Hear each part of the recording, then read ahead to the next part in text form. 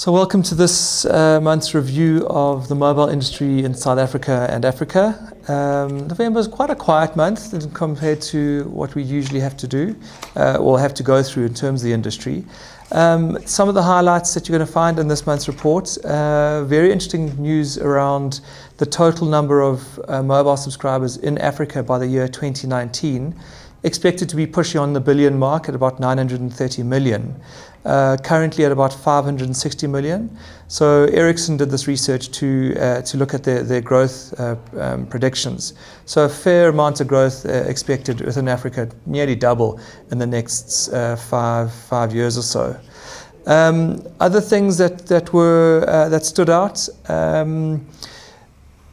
Fair amount of growth in the digital market, as we're expecting. The South African internet advertising market is forecast to grow from 1.2 billion to nearly 3.7 billion in 2017. This is out of a PricewaterhouseCoopers report, PwC report. So that's a compound growth of about 25% over the next 4 years.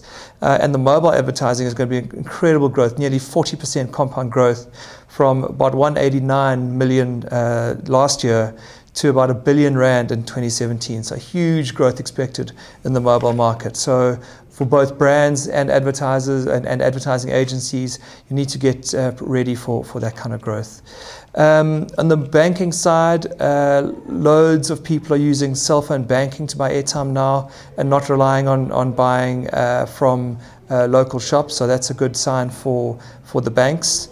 Also talking about banks, FNB has launched its mobile app in 7 new countries. It has about 600,000 users in the South African market, and their success has led them to push that into their other markets within Africa.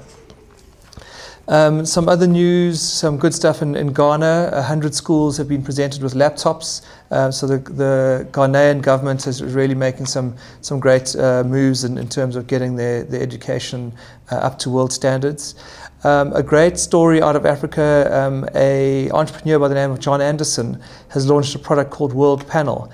And it's literally, it's a solar panel that can charge up to 6. One of them can charge 6 phones at any one time, and the other one can charge up to 10 phones at any one time. So very interesting, and the World Panel device can draw more power than even a wall socket connected to the electricity grid. So very good use of solar and renewable energy.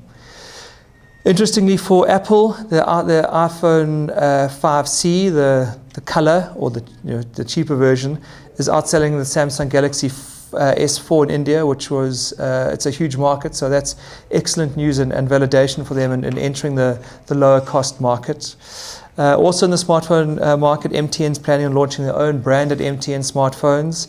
It's going to be a tough call considering the strength of the brands in Samsung and Apple, but it'll undoubtedly be an Android-driven phone. But they're going to need to offer sort of free or bundled services with it to make it attractive. Vodacom has just released its results. Their customer base is up by 10%, and all their stats are in the report as well this year. Interestingly, average monthly usage of data has increased 80% to 220 megs per month, which is amazing for data usage. Some smart uses of technology we cover as well this month. Spectacles are being designed in Australia to look out for fatigue in drivers. So as soon as they start noticing that there's fatigue in drivers, they start alerting that driver to wake up or take a break. So the good use of technology. Saudi Arabia, the fastest growing Twitter market in the world. There's some information about that, and some of the stand that people are taking against things like Saudi women not being able to drive.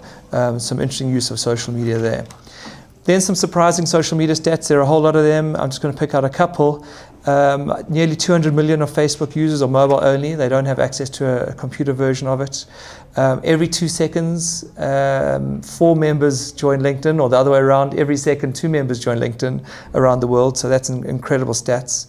Nearly 94% of marketers are using social media for business. So it really is becoming an important business channel to use it correctly and not to be spammy or intrusive in that way. And you need to get the right tone of operations and voice there. And then we'll end off with some LinkedIn stats for some Southern African countries. Lesotho, tiny markets, as is Swaziland, about 8,000 users. And then interestingly, DRC and Mozambique are growing nicely, and Uganda's got nearly 100,000 LinkedIn members, and we break those down in the report.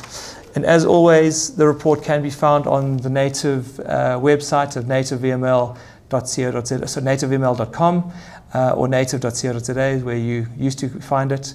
And look out for the retrospective that we do in a couple of weeks that looks at the top 13 most significant events, in our opinion, of what's happened in the mobile and social media industry in the last year.